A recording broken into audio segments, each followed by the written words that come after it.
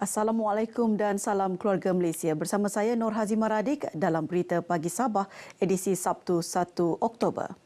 Usaha menangani isu pencemaran udara ditangani Jabatan Perlindungan Alam Sekitar Negeri Sabah menerusi projek pemantauan kualiti udara di sekolah-sekolah. Projek dengan kerjasama UNICEF Malaysia ini akan mewujudkan satu program pemantauan kualiti udara berlandaskan komuniti di sekolah-sekolah di Sabah dengan menggunakan alat pengukur kualiti udara. Menteri Pelancongan, Kebudayaan dan Alam Sekitar Kepkas Datuk Jafri Arifin berkata, projek juga bertujuan meningkatkan kesedaran pelajar serta komuniti mengenai isu pencemaran udara sekaligus memberi pendedahan terhadap tindakan yang boleh diambil bagi menanganinya. Demikian ucapannya sempena pelancaran projek berkenaan dan permainan digital Kapten Iklim di Kota Kinabalu. Teks ucapan dibacakan Setiausaha Tetap Kepkas Datuk Surveyor Muhammad Yusri Abdullah.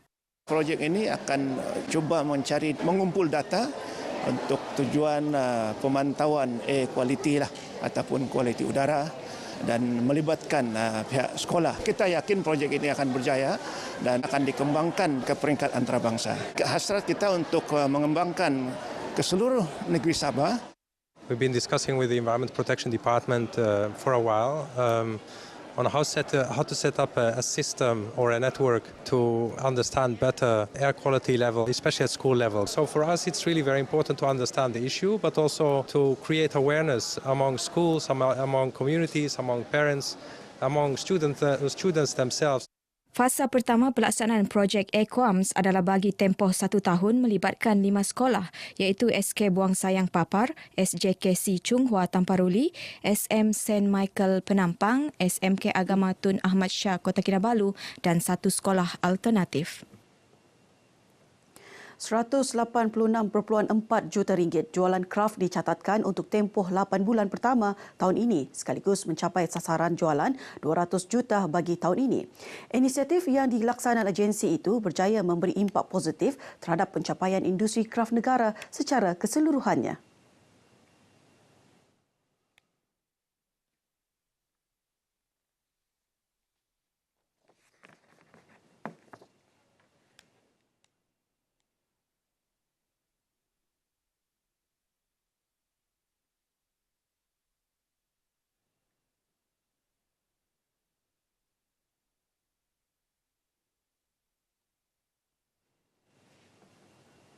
Pejabat Kesihatan Kawasan Sandakan menyasarkan 10,000 penjawat awam negeri dan persekutuan menyertai saringan kesihatan sehingga hujung tahun ini. Ia selaras inisiatif saringan kesihatan kebangsaan yang digariskan Kementerian Kesihatan dalam memastikan kesihatan rakyat terjamin. Menurut Pegawai Pejabat Kesihatan Kawasan Sandakan, Dr. Johari Awang Besar, saringan kesihatan ditumpukan di 25 Jabatan Persekutuan dan Negeri di Sandakan bagi mengelak kesesakan di klinik dan hospital selain langkah pencegahan penyakit berisiko. Moga-moga dengan saringan ini kita akan dapat mengenal pasti lebih awal bagi mereka yang ada borderline darah tinggi dan kita akan nasihatkan untuk apa yang perlu dibuat untuk langkah pencegahan. Beliau ditemui media dalam program saringan kesihatan yang disertai 75 anggota bomba dan penyelamat daerah Sandakan di Sandakan. Memang dialulukan untuk program yang sebegini untuk kita mengenal pasti kita punya tahap kesihatan kita punya semua anggota lah. Kita telah mengarahkan semua kita punya anggota, malah yang off pun kita suruh datang untuk memastikan semua kesehatan yang terbaik lah. Untuk memastikan kesehatan setiap anggota terjagalah untuk setiap tahun tuh. Bomba selalu buat aktiviti yang berbahaya lah gitu. Elemen pencegahan lah untuk kita mengetahui penyakit-penyakit yang ada mungkin kita hadapi ataupun kita hidapi yang kita tidak tahu. Langkah-langkah pencegahan dapat kita jalankan lah.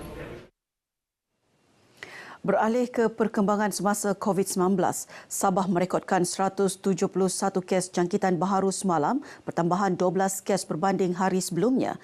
1 kematian dilaporkan di Kota Kinabalu. Menteri Kerajaan Tempatan dan Perumahan Datuk Seri Panglima Masih Manjun menerusi kenyataannya memaklumkan Kota Kinabalu kekal penyumbang jangkitan harian tertinggi dengan 40 kes. Hanya 3 daerah tidak merekodkan sebarang jangkitan baharu iaitu Kuala Penyu, Tambunan dan Telupit. Dalam pada itu, seramai 126 pesakit sembuh, manakala 212 pesakit sedang menerima rawatan dengan 7 pesakit memerlukan penjagaan kritikal dan 2 pesakit lagi memerlukan alat bantuan pernafasan. Wakil rakyat diminta bekerjasama dengan jabatan dan agensi kerajaan bagi memastikan setiap agenda pembangunan yang dirancang berjalan lancar. Kerjasama itu penting agar kebajikan rakyat khususnya di daerah PITAS terus terbela. Ahli Dewan Undangan Negeri PITAS Datuk Seri Dr. Rudi Awar berucap demikian sempena Majlis Selamat Datang dan Jasamu Dikenang kepada pegawai daerah PITAS di Kota Kinabalu. Turut berlangsung serah terima tugas antara bekas pegawai daerah PITAS, Firuz Izwaldin alias Peneti Muhammad Zul dan pegawai daerah PITAS yang baru, Nahalan Mehduna. Firuz telah berkhidmat di daerah PITAS hampir 2 tahun dan kini bertugas di Lahad Datu.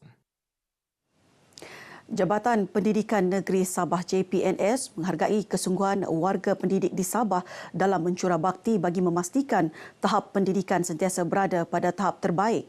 Pengarahnya Datuk Tahniah Jaman berkata, kesungguhan itu dapat dilihat apabila pelbagai kejayaan dilakar.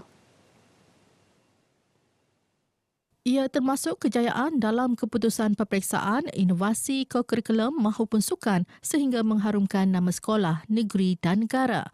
Beliau berucap dalam program himpunan bulanan Jerayawara Pengarah JPNS Zon 5 2022 di SJKC Yok Kien Keningau.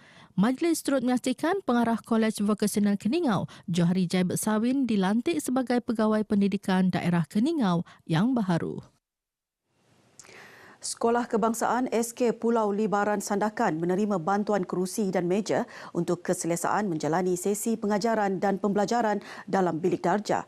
Sementara itu, SK Tanjung Pisau turut menerima bantuan berupa sebuah smart TV untuk kegunaan TV pendidikan.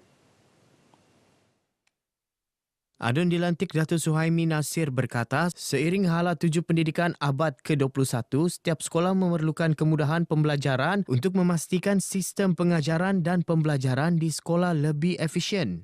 Fasiliti yang masih banyak kekurangan yang perlu kita upgrade, terutama sekali dari segi pengangkutan daripada Tanah Besar ke ke Tanjung Pisau ini memerlukan bot dan juga jembatan yang perlu diperbaiki dan diperbaiki ini. Dan insya-Allah saya akan berhubung dengan pihak PPD bagaimana menyelesaikan permasalahan ini. Beliau ditemui RTM dalam lawatan kerja ke sekolah terlibat di Pulau Libaran Sandakan.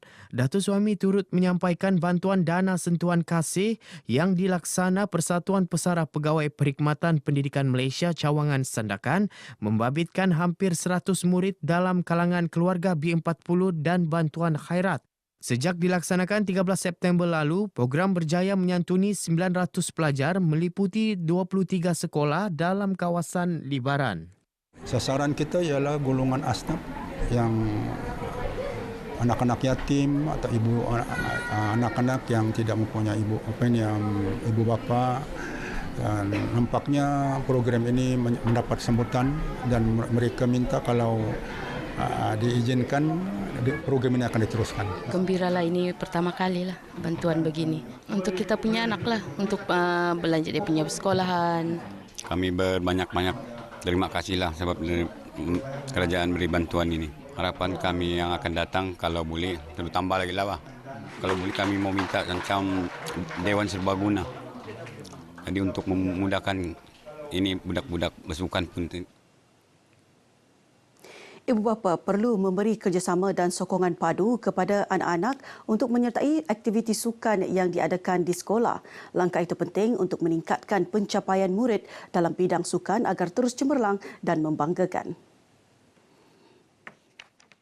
Ketua UMNO Bahagian Putatan Jeffrey Nur Mohamed berkata, bidang sukan juga merupakan antara platform terbaik untuk melahirkan murid yang cerdas fizikal dan mental.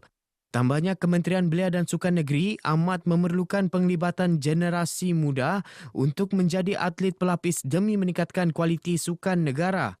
Harapan saya ialah untuk lihat yang baik ini terus dapat diteruskan. Semoga sekolah dapat melahirkan anak-anak yang cemerlang sebab tanpa sokongan ibu bapa, tanpa sokongan Tanpa doa ibu bapa, mana mungkin anak-anak ini dapat meneruskan kejayaan. Dan jika dia melibatkan perpaduan dan silaturahim yang hebat di antara guru dan ibu bapa, ini insya-Allah sekolah dapat melahirkan anak-anak yang berjaya pada masa akan datang. Beliau berkata demikian kepada RTM selepas merasmikan penutupan kejohanan sukan tahunan kali ke-22 Sekolah Menengah Tan Sau Penampang. 186.4 juta ringgit jualan kraf dicatatkan untuk tempoh 8 bulan pertama tahun ini, sekaligus mencapai sasaran jualan 200 juta bagi tahun ini. Inisiatif yang dilaksana agensi itu berjaya memberi impak positif terhadap pencapaian industri kraf negara secara keseluruhannya. Ketua Pengarah Kraf Tangan Malaysia, Ainul Syam Ramli berkata setakat Ogos lalu, jumlah komuniti kraf meningkat kepada 26,054 orang berbanding 25,592 orang bagi tempoh sama tahun lalu. Ainul Syam berucap merasmikan Festival Kraf Borneo 2022 di Kota Kinabalu. Seramai 58 usahawan kraf terlibat dalam festival ini yang berlangsung selama 18 hari bermula 23 September lalu di Kompleks Belah-Belah Wan Borneo, Kota Kinabalu. Program kali ketiga dianjurkan Kraf Tangan Malaysia di Sabah ini menyasarkan hasil jualan RM400,000 dengan kedatangan 30,000 pengunjung. Sebelum ini, festival sama diadakan di Kota Kinabalu pada 2018 dan 2019 dengan hasil jualan mencecah RM1.12 juta, membabitkan penyertaan 199 usahawan Sabah dan Sarawak. Dalam pada itu, beliau memaklumkan tambahan insentif voucher pembelian produk kraf Malaysia yang diumumkan Kementerian Pelancongan Seni dan Budaya baru-baru ini boleh didapati di semua program anjuran Kraf Tangan Malaysia. Menerusi insentif sempena Hari Malaysia itu, voucher tunai RM30 ditawarkan bagi pembelian produk kraf bernilai RM100. Paparan itu mengakhiri perkembangan berita pagi Sabah edisi Sabtu 1 Oktober. Saya Nur Hazimah Radik. Salam hormat.